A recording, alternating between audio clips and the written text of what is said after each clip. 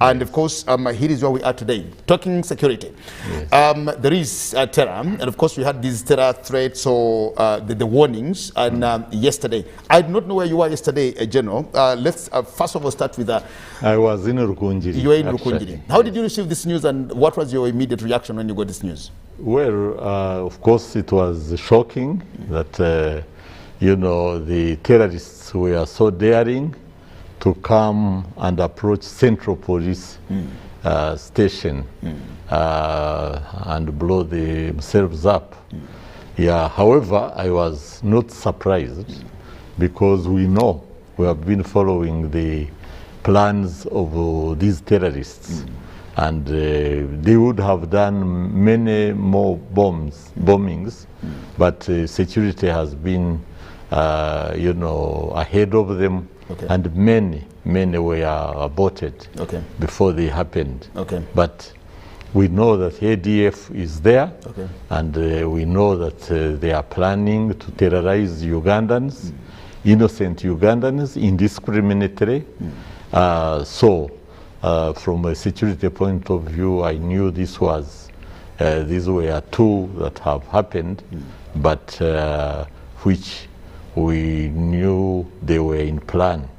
Yes. Okay, well, thank you, General. Now, just a while ago, about a month or two ago, we had a warning from the UK government saying, putting us on this alert. And from then on, we saw one bomb go off in Komamboga. I think that was in October.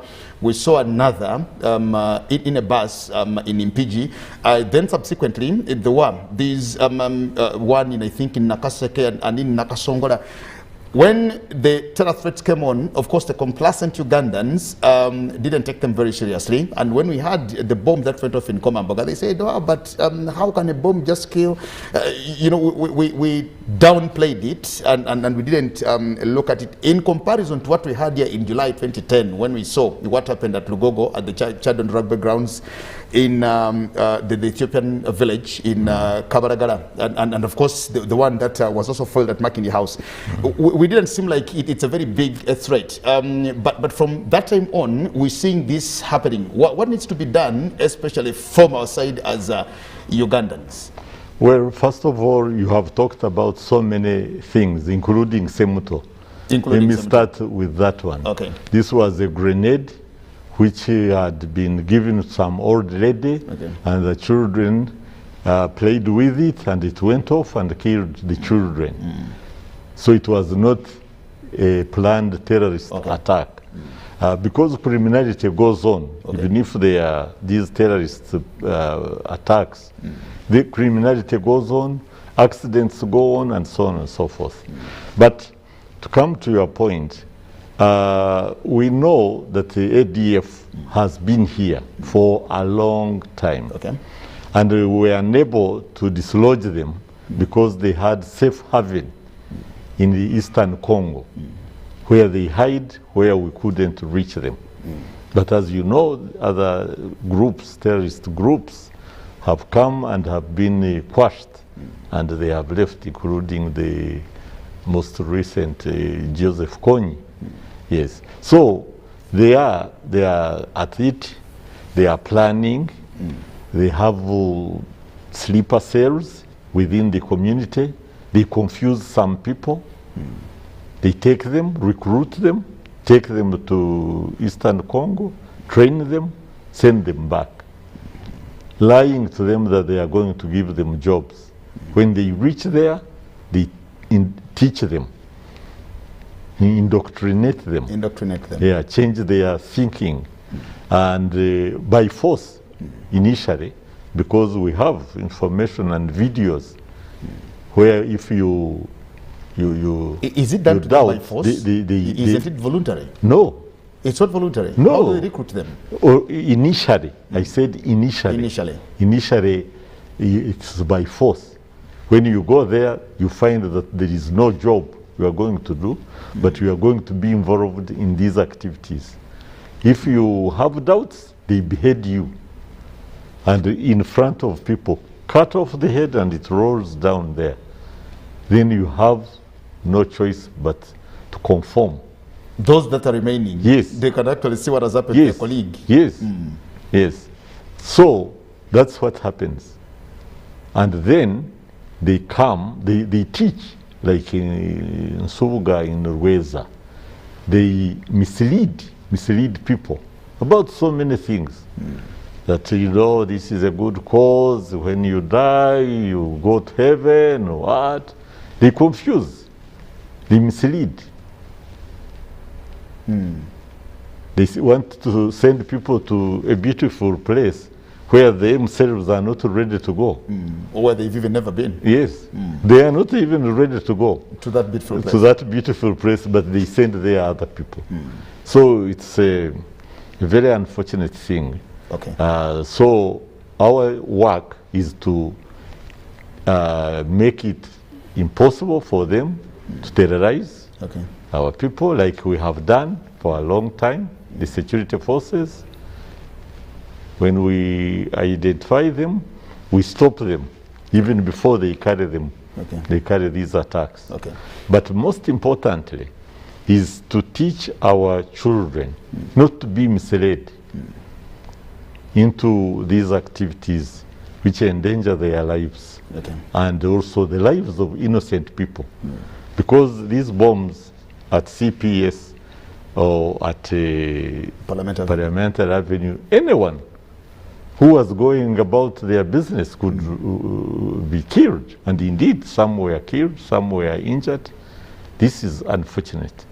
So this is, of course, a very unjust fight. They have no good cause to convince people, and that's why they terrorize them, as the word goes, to create fear in them. But you can't be forced to follow someone because you fear. No. General, this is actually confusing to we the Wananchi. When we saw the bomb blast in Komamboga, because it was at a happening place, we said these are people who are going to eat and drink. They were enjoying, they were drinking, they were doing all the things too. It's a place for happening. Then when we saw the one that also killed one in Swift bus, then we possibly thought the target was these passengers who were transiting or traveling. Now, the explosions that happened yesterday happened in very strategic places. Now, when you look at the Central Police Station, you have the courts here, you have the banks here, the Central Bank is here, the African Development Bank is just right there, you have the headquarters of Centenary Bank just right here. Come to Parliament Avenue, where you have the Parliament, you have the headquarters of prisons, you have the Ministry of Justice here, you have the Ministry of ICT here, you have the IGG's office, you have quite a number of very big prime places, and it just keeps everybody wondering, because we normally tend to think that these lapses happen to us in the market areas, in the other crowded places or so, where we don't seem to be very vigilant. But the targets seem to be very confusing now. Doing a comparison over the Komamboga Digida happening place and Parliament Avenue, what could be happening that we Ugandans now need to know? Because all of us now are not safe. Yes. Of course, remember, these are not armed groups identifiable. No, they are dressed like you and I. They are going about their business like you and I. So the point of first check is the checkpoint, like at the police. That's where they made with security. And they didn't go beyond. Of course. To go beyond that? That's where you would say there is maybe a problem of security. But they were now moving in the community like any other person. Yeah, because they are not armed. No, they are people who appear to be like any other person, but with bad intentions. There are many people with backpacks on their backs, yes. On the students, the businessmen, and so on. But this one was carrying an explosive. So how would security know?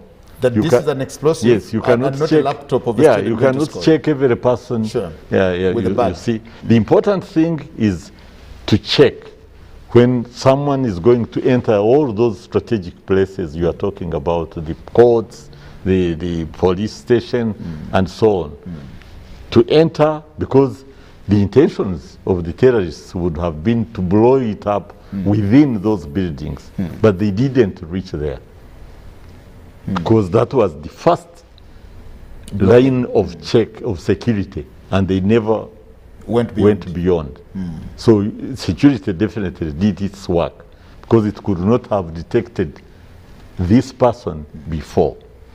But the other thing is that you saw the cameras looking at him. The footage, yes. Footage. And you could see, I saw myself, that when he got near the checkpoint and the two police patrol cars parked, he talked on phone, which means there was someone he communicated with. Now, he could have been a suicide bomber, but there is a very strong likelihood that actually he was not a suicide bomber, but he was carrying an explosive, and the person who talked to him after that detonated what he was carrying on his back. He may not have known that he's going to blow himself up. Oh, that's the other likelihood in that. That's another likelihood, very strong likelihood, that these people, either they are given something to carry. Please take this there. Take to Gyagenda.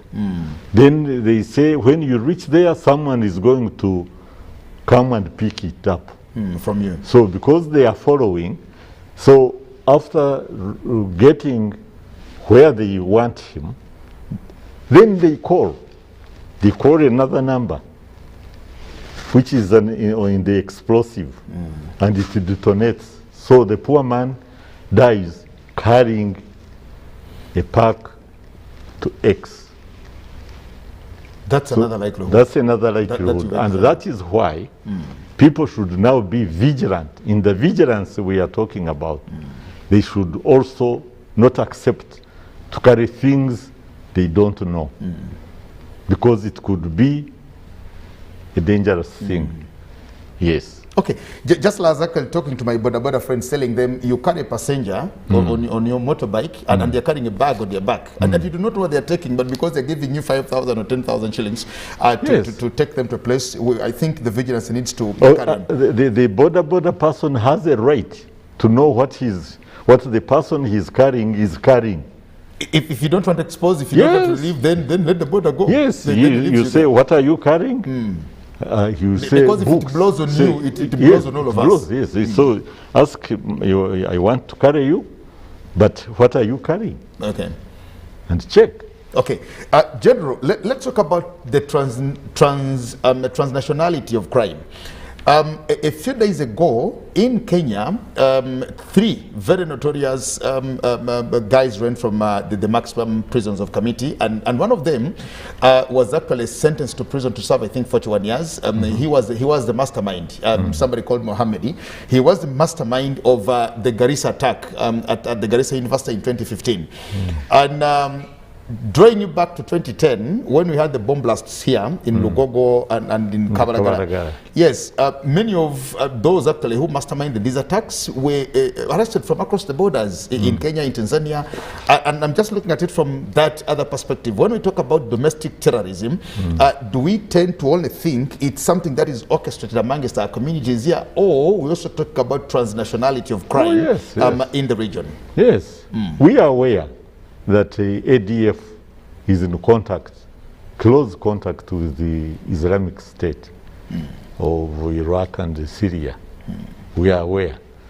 And we are aware that they intend to really go into the whole of this region, from DRC up to Mozambique.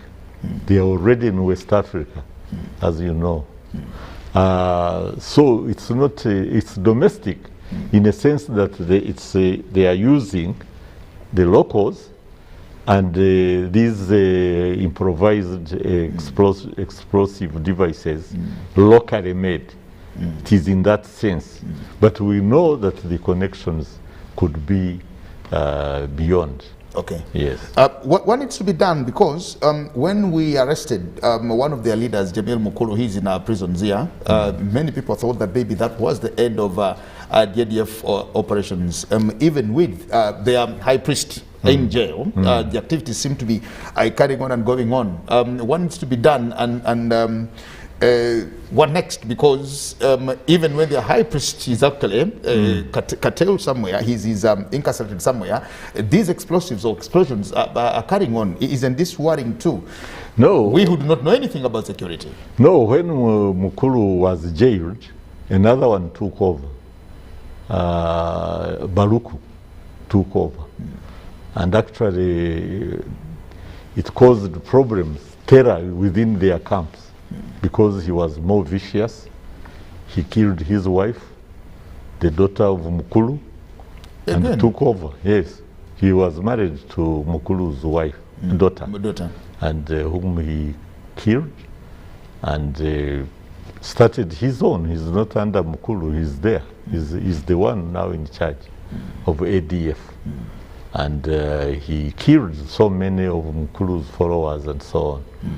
So, and he's carrying on that terrorist philosophy of theirs, and there is information that he's working more closely with the IS. Yeah, so the important thing is that they are not popular, not even here in Uganda. There are few people they have confused who are in these cells, but most of the people they take, they don't tell them that you are going to go and participate in terrorism. No.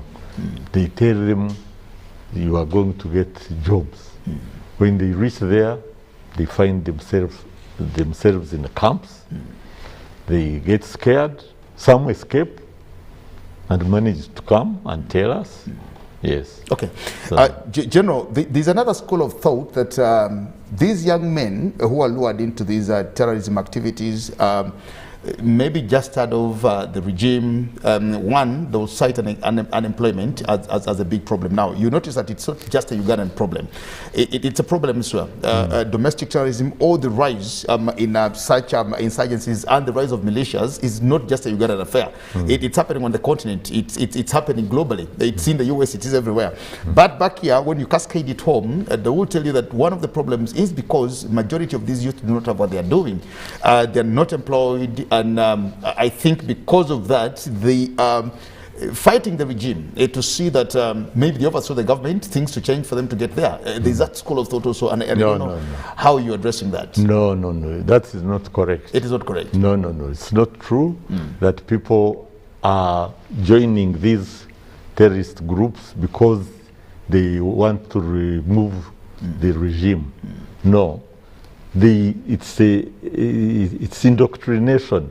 It's a philosophy they put in their minds. If that was the case, why would they be attacking in these countries? I've told you about the Islamic State of Central African province, including all the countries. All the people, some are happy, like Tanzania. Why are they in Tanzania? You see, they want to establish their imagined hegemony or a caliphate. We are supposed to be a province of part of the Islamic State. So they tell them it's a jihad. When you die, you go to heaven. It's that kind of thing. It's nothing to do with the government. Okay. There may be people who would wish, and they think the attack was against the government, but it's not against the government. The people who are affected, as I said, are not the government people. They are not attacking government installations. They are attacking places, just causing terror to everyone, killing indiscriminately. That can't be people with a plan to take a government. When you start killing innocent people in a bus, at a roadblock, on a street like a Parliamentary Avenue, these are not people with a political agenda and I think, against the government. Yes, and I actually think you've made some very good and important revelation to me also. If these people are actually looking at overthrowing the government, then are they doing it to this government and the government in Congo and the government in Central Africa and the government in Mali and the government everywhere? Do they want to overthrow all the governments? In Uganda? I think that's some very good revelation that also just comes to us here. But by and large, of course, they want to, like you said, when we had the attack in 1998 at the embassy in Nairobi and in Tanzania. Of course, that's the time that Al-Qaeda introduced itself on the world stage before we saw the 2001 attack on the Twin Towers. And now these have now imprinted themselves onto the world stage that they are here. Even after the death of Osama bin Laden and quite a number of those others who took over even from him, we don't seem to see this thing really ending. When you come to the African agenda of 2063, one of the missions there is to silence the guns and quite a number of things. But with now the rise in domestic terrorism and the militias also increasing, then what needs to be done from us? Because these people are looking for public relations or whatever it is. Even a mention about them is just good enough to say we follow their plan or all these things. What needs to be done in general? Because for the people, especially in Uganda, we are not used to these explosives or explosions. That's why when such a thing happened to us, like it did happen yesterday, we had gone away from all these explosions for 10, 11 years. And now the terror that comes with it, people do not even know how to respond. We run to where it is, we just scamper and run everywhere. What needs to be done? No, we, first of all, as security, we are doing our work, and we have information. As you know, we have over 80 people in prison, arrested. These people give us information. This man who was killed, who was initially arrested in Katoke, in Muhwezi, he gave information.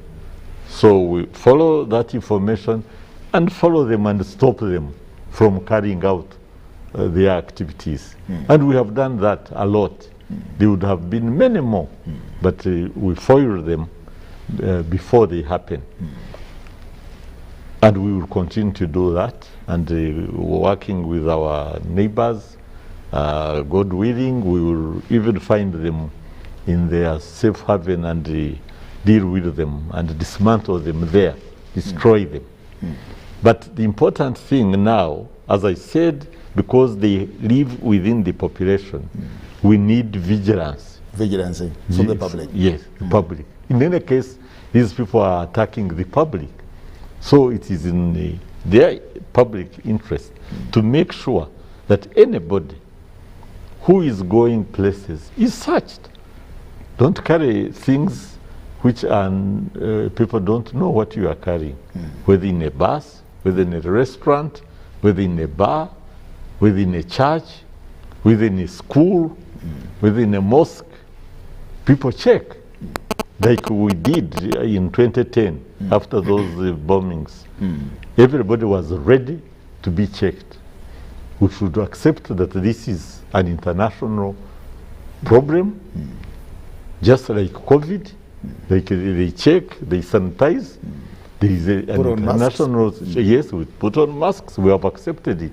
We should now accept to be checked. And once we do that, we will narrow the space of these terrorists. Okay. Well, we'll just take a short break and come back thereafter and continue the conversation. Remember, we talk about the explosions that happened yesterday in Kampala. And with us on Good Morning Uganda Extra this morning is the Honorable Major General Jim Muhwezi, Minister for Security, but also the representative of the people of Rujumbura County in Rukunjiri. Welcome back from that break. We continue with our conversation here, talk about the Kampala explosives. My name is Gyagenda Ssemakula Ziksoka on Good Morning Uganda Extra, just right here on UBC TV, hosting the Minister for Security, Honorable Major General Jim Muhwezi. With us here, of course, to highlight to us the security situation in Kampala and, of course, in Uganda. General Jim, I'm happy to have you again here. And, well, one of the other things that people are looking to here or looking at is they're relating the attacks here to our involvement and contribution to the AMISOM in Somalia. To the faint-hearted, they think we should now pull our troops from Somalia, come back home, and maybe that is what will push the Al-Shabaab, the IS, and all the others from attacking us when we let them manage their own businesses in Mogadishu and everywhere. Can you also buy that school of thought? No, certainly not. No. No. Because even when the ADF started, we were not yet in Somalia in the first place. So that gets Somalia issue out of the equation. Secondly, even in other countries where they are not contributing to AMISOM, they are DRC. In the DRC, the ADF is attacking the people. They are terrorizing the Congolese as well.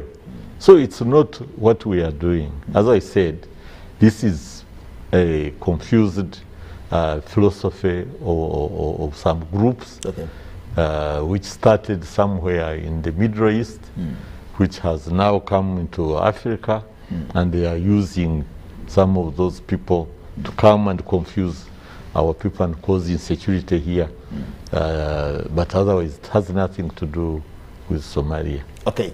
11 years ago, when we had the attacks on Chad on the rugby grounds and the Ethiopian club village in Kampala, we did not have cameras on the streets or in our towns. We did not have the sophisticated technology that I guess we do have today. 11 years later, we're having these attacks here, and we can now actually look and preview or review the CCTV footage to actually see the sequence of the things that they kept unfolding. Do we think, because the 2010 masterminds of that particular explosions, or those explosions, were arrested. They were arraigned before court, and Justice Owinyi Dolo convicted all of them. To those who actually came, those who were arrested. They're in Luzira, they're serving their sentences. What should we expect now that 11 years later, we are much cleaner than we were in terms of technology, manpower, and quite a number of things? What assurance do you give to Ugandans in the wake of all these things? Yeah, the first one is that, as I said, we are stopping these things from happening. We are foiling the plans of the attackers before they happen. Only that does not receive publicity, so the public does not know that you're actually doing this. Exactly. Very good. But I saw Mr. Nanga, the police spokesperson, talking about number of them, over 100, many of them. But as you said earlier on, you see, they want publicity. They want publicity, so when it happens, it gives them publicity. But we are going to stop them. Then secondly, with these new technologies, like you are talking about, the CCTV and others, we are ahead of them. And that's why we are able to arrest many. Yes, to arrest many of them. We talked, the president last night announced over 81. Those that were arrested? Already arrested, whom we have with us. And as I said, when you arrest, the most important thing, apart from stopping him from carrying out activities, they give us information. They give us information. That's why I tell you that we know how they were recruited, what they were told. That's why we know that they are not actually fighting the government. We know, because they tell us. So it helps us to arrest them, to arraign them in courts of law, and but most important, to tell other people not to be duped, not to be persuaded to join these heinous plans. Because the planners themselves are safely hiding somewhere and sending our young people to go and be used and be killed and so on. So they should stop. We should be vigilant for those who are already here to make it difficult for them to operate by checking all the taxi parks, all the bus parks, all the centers of entertainment when they are opened again, sports, churches, schools. Once we do that, and then we talk to our people not to be used by these terrorist groups, this will end. Okay. In 2013 September, when we had the attacks on the Westgate in Nairobi, President Uhuru Muigai Kenyatta had actually just come to office as president of Kenya. Then in 2014, there was another attack at the departure lounge at the Jomo Kenyatta International Airport at the Java House, the cafe Java House. In 2015, they had one very bad one, one very deadly one at the Garissa University, where about 150 especially university students were also shot at indiscriminately by those same characters. I want to draw a scenario of what I was actually seeing in the other side of Kenya, that whenever these attacks could come to them, Kenyans would forget all their tribal differences, all their political differences, and they could face the problem as Kenyans. Yes. When it comes back to Uganda here, we want to find somebody to blame. In most cases, we either push it back to the police or the security, and the political undertones and the connotations to it. What's the problem that when you have such an attack that happens indiscriminately, also again brings political sentiments to us? Is there any politics in this kind of domestic terrorism that we're discussing, General? So as I said, from the point of view of ADF and the planners, there is nothing against the government. Okay. They have their own agenda. So it is very unfortunate and very irresponsible of anyone who looks at a threat to all Ugandans. A group that kills indiscriminately, like we have seen, all the 33. I don't know, we don't go there to check. The 33 injured. The injured persons. I don't know what would be the political affiliation. Yes, or their religious affiliations, cultural affiliations. Most likely they will be mixed, because so anybody who now takes a stance of politicizing this acts very irresponsibly. Very irresponsibly. Security is necessary for all of us, even for an environment where we can where we can compete democratically, of course. We need an environment which is peaceful. Okay. So anybody who takes advantage of this acts very irresponsibly. How should we respond to these attacks? Yesterday you were in Rukunjiri, of course, and you possibly saw on TVs and on social media where the things were happening. And we could see some of the people who were actually there at the scene just saying, we had this explosive, we had this thing going off, I didn't know what to do. And how should Ugandans respond in such an instance? Because there was one, I think, that was foiled somewhere on a transformer next to Kochi, I think that was. But amazingly, journalists were standing there, people, and you know, when this thing actually happens, we run to the scene of crime to actually go and see possibly what has happened and maybe what to do. How should Ugandans respond to these things? Because they don't normally blow one. There are multiple that keep happening thereafter. First of all, Ugandans should cooperate with security. Very important. Very, very important. They should cooperate with security, and they should get guidance from security, from the police. And as we have said before, once a crime has been committed, don't move there. Don't go into the what they call the scene of crime. Don't go there, because there is a lot of information which will help the police. Secondly, when a blast, a bomb goes off, there should not be stampede. Running around, because statistically, actually many people die not because of the explosion, but because of the stampeding and accidents and so on. So stay where you are. Security will be maintained, will be restored by the security organs. Because for us in the army, they tell you when there is something, you take cover. You don't run. Take cover. Yes. We hear these things and we think there may be movies. Yes, you reduce the size of exposure by going down. Because when you are standing, you are exposed to so many things.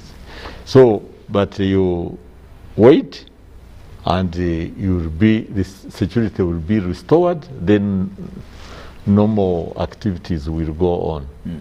Because when you run, you might run where the problem is coming from, actually. Yes. But these explosions, once you hear it, in any case, it means you are not dead. If you can hear it. Once you can hear it. Yeah, so just stay calm and wait for security to guide you. Yeah. But these are terrorists, and the government is aware. Now, with the vigilance we are calling for, we should be able to stop them completely. Okay. Yes. Okay. Well, General, that's very important. And because we talk about security and the things, of course, that are happening, we now need to know. We, of course, back into, we tending to get back into normal life, with the vaccinations and trying to see the infections of COVID-19 going low and down. That's why what needs to be done by ourselves now that we're getting back into arcades, we're getting back into marketplaces, we're getting back into places of worship, we're getting back into universities, we're waiting for schools to open in January. What are these very pertinent things that we need to get to? Because it's one thing to tell Ugandans to be vigilant, but there's also another thing to actually tell Ugandans what they really need to do to make sure that we avert many of these scares and alerts away. No, once schools are open in January and lockdown is eased, people should go about their business. There's nothing to stop us. We are in the charge. Security is very good in Uganda, as you know. These isolated incidences here in Kampala don't mean that the country is in danger. And once we get all the information we have, government security forces are going to take action. Once the population is cooperative with security and is vigilant and they are checking, there shouldn't be any cause for alarm. People should go about their business as usual. Okay. Yeah, the security back in our places now. We just want to know, because what we're discussing is not just a Kampala affair. We just need to know from across the country what is security like in the other parts of the country. We are in Kampala, and because of this now, we have relatives away from Kampala. Of course, keep calling to know how you're doing. But what's happening elsewhere on our very porous borders? The other day we saw refugees coming in through the Congo border, and quite a number of these. How is the country by and large, from border to border? The country is very stable, is very secure. What you are talking about, people were running to Uganda for safety. For safety, because the country is secure. They are running away from DRC, Congo, coming to Uganda. And as you know, Uganda is the host. We have the biggest number of refugees. I think we are the second largest country in the world, because they are running away from danger, coming to Uganda, because Uganda is secure. Yes, Uganda is safe, is secure, and it will continue to be. Yeah, these isolated incidences, which happen everywhere. The other day in Liverpool, there was an explosion. You don't say that Britain is on fire, that it is insecure. No, they happen everywhere. So Uganda is a very, very secure country. Okay. How do we get back to our old ways, General? Our time is running out, and I think this will be our parting shot. How do we get back to our old ways of the RC systems, as opposed to where we are today? Because the RC setting was more articulate, that you could actually know who has visited General Muhwezi, who is visiting Gyagenda, who is doing what. Yes. Today we're living in villages that we even do not know what their names are, and we even do not know who the chairpersons of these villages are. How do we need to enhance that to see how to manage security at that level in the village where General Jim Muhwezi is not? It's very important, and we are going to that. I think it's a good system, and during the vigilance we are talking about, the foundation security, we are going to revive them in the interest of the people. You know, it's very important that you should know who is visiting you. Yes, we are not. It's not a cause for alarm, but the people with centralized power. Let the people use it for their own security. Yes, because even thieves stealing in the villages is a lot. You know, so it's important that the LC system works also in the security. Yes, you are quite right. It's part of the vigilance we should talk about, to know who has come, where is he coming from, what is he doing. You know, all that is part of vigilance we are talking about. Finally, General, as you look into that camera, speak to the public and tell them what's your final message and what needs to be done in the wake of what is happening to us now. Yes. Now, my last message to the Ugandans is that Uganda is very secure. The security organs are in charge. We are requesting our people to be vigilant and look out for any intruders. Check everybody who is entering public places, and most important, our young people, not to be misled by these very unfair, very selfish individuals who are there safely and exposing them to danger. They should refuse to be recruited. They should refuse to be given things to carry from one place to another, and they should cooperate with security. If they see anything suspicious, they inform the security agencies, and we shall all be safe. Well, thank you so much, General. And maybe finally, is that these suicide bombers actually do not know anybody. They have no families, they have no friends, they have no relatives where they choose to do what they're going to do. They never think about the other thing. So what they do it indiscriminately without actually knowing who will get into the arms. It's very terrible. But like the General said, let's all be on the lookout to report any suspicion.